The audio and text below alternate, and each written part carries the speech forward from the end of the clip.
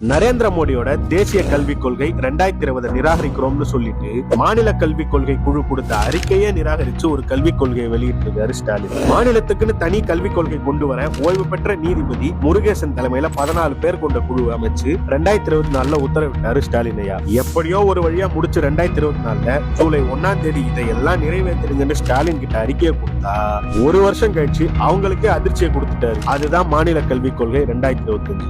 தேசிய கல்விக் கொள்கையில் என்ன இருந்துச்சோ அதையே பட்டிட்டிங்கரிங் பண்ணி இதோ புதுசுன்னு திடீர்னு வெளியிட வச்சு ஏமாத்திருக்காங்க.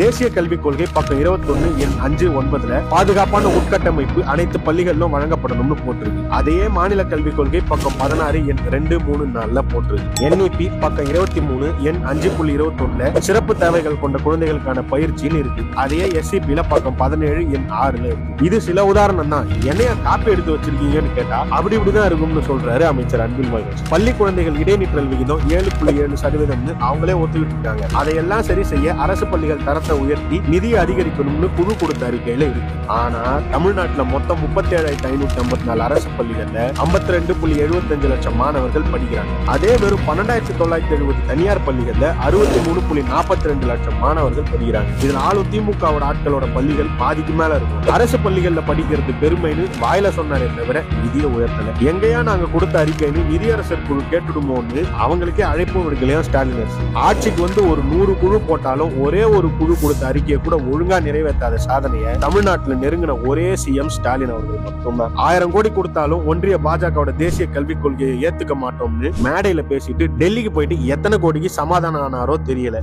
இப்படி ஒரு கல்விக் கொள்கையை மாநிலத்துக்குன்னு வெளியிட்டு இருக்காரு.